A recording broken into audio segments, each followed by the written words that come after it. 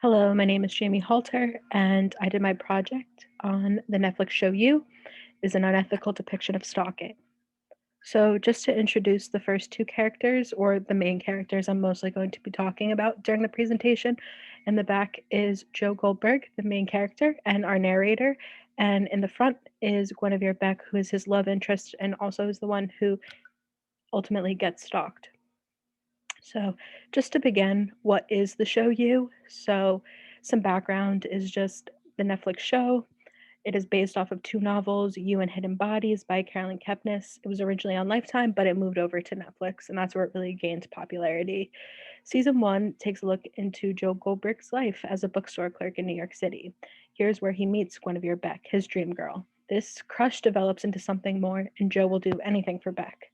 But he doesn't know much about her. He just is very infatuated and just wants to keep seeing her and kind of becomes really, really controlling in trying to make her life better from his perspective.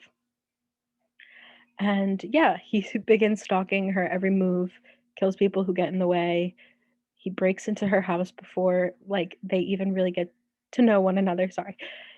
He gets access to her laptop and phone along with her messages so he can see if they're talking about him and if she's talking to anybody else. Yeah, he has tracked her down so that she would have run ins with him and he would, be the knight in shining armor. Romantic, right?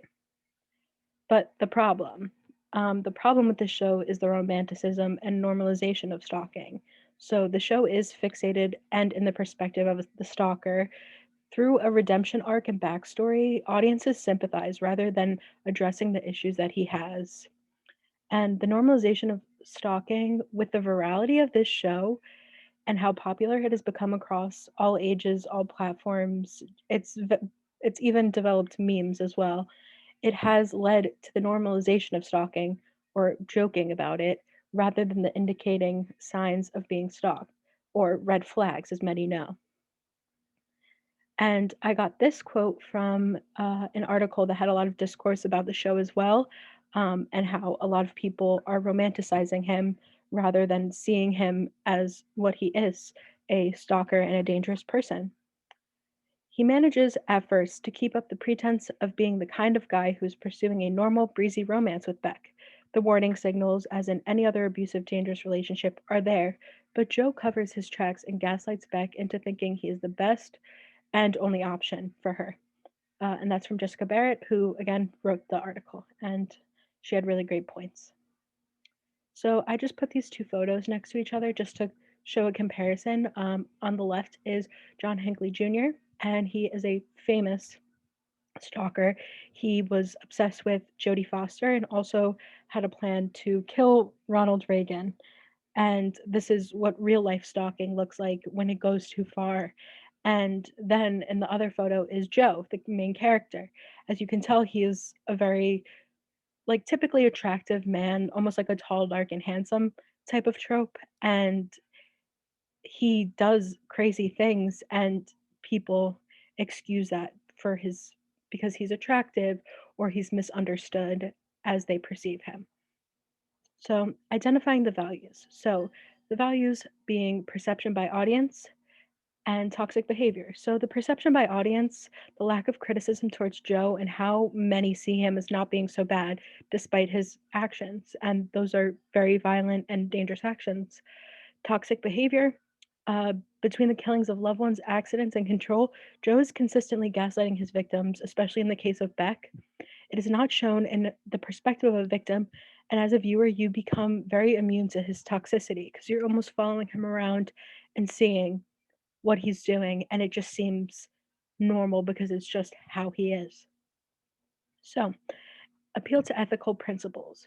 Kant in the categorical imperative. So, you should act as if the maximum of your action were to become through your will a universal law of nature, or we should make ethical decisions as if we are creating laws or rules that everyone should follow. This does not apply to you. You isn't following this imperative just because everybody is watching as this is happening, and It's nothing that anybody should follow or emulate at all. And also, I wanted to discuss Rawls' veil of ignorance. So, people should consider the effects of their behavior from the point of view of everyone involved. Again, the show and Netflix and how they put it out, it's not really thinking about how people will perceive it, as they kind of wanted to have this like inner crisis as a viewer, but instead of having just that debate within yourself, you are thinking about him and how maybe he's misunderstood. He had a bad life, he's been through a lot. And also, John Stuart Mill and utilitarianism. So, everyone should act in a way that will produce the greatest good for the greatest number. And I mainly use this example because of the copycat suicide that was in the book. And pretty much, I see that a lot of people joke and make fun of you and like take everything very lightly when it's a very serious situation and it could easily be like emulated and copied to other people's advantage, whether it's stalking or, you know. So for this, I also had some examples. So on the left is a rough layout of the glass box, which is located in the bookstore's basement. And that's where Joe puts his victims. In this case, this is Benji, who is uh, Beck's ex boyfriend. And it has like the rough dimensions of it, what type of glass it is, and just its little nooks and crannies, which is concerning because it's almost like, oh, like this would be how you would build it. And in the other photo, it's a video game known as The Sims, and someone actually recreated the glass box that is where his victims are. So I also just wanted to add the savior complex. The savior complex is a psychological construct which makes a person feel the need to save other people. This person has a strong tendency to seek people who desperately need help and to assist them, often sacrificing their own needs for these. This complex applies to Joe as he is seeking out a girl, in this case Beck, to fix or improve her life by entering it and helping her. The idea that a strong male is romanticized for making something better by their own definition, because everything that he does, he thinks he should be doing. And Beck has no idea about any of this. And a lot of the red flags often are not shown to her, it's just shown to us as an audience. And Joe, as a male with a savior complex, he sees nothing wrong in his visibly controlling actions. He knows they're morally wrong and hides them from people, but to him, he's like, I'm doing the right thing. So, as an audience witnessing his actions with his own denial, you kind of root for him to get better and become a better person and get away from this life of stalking. But that is the premise of the show. So a counter argument obviously is you would be an ethical representation of stalking. If you just put the perspective and narration aside, it shows clear indications of abuse and stalking. And not everyone who watches the show is perceiving Joe in a sympathetic way.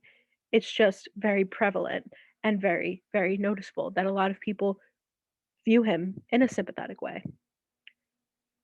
And the loyalties obviously are to Netflix itself as a streaming platform. They took on the show from Lifetime, so they obviously had a lot of faith in the show, and the show has been extremely popular. Also to its viewers, which in this case isn't really being done justice to. They are very much, they're talking about a very problematic subject, and it can go either or. So, and also the original book series, which obviously Hollywood changes things a lot and it's very different than the actual book itself, but it may not be doing justice if it's not following along the same lines and is trying to romanticize it. So make a decision.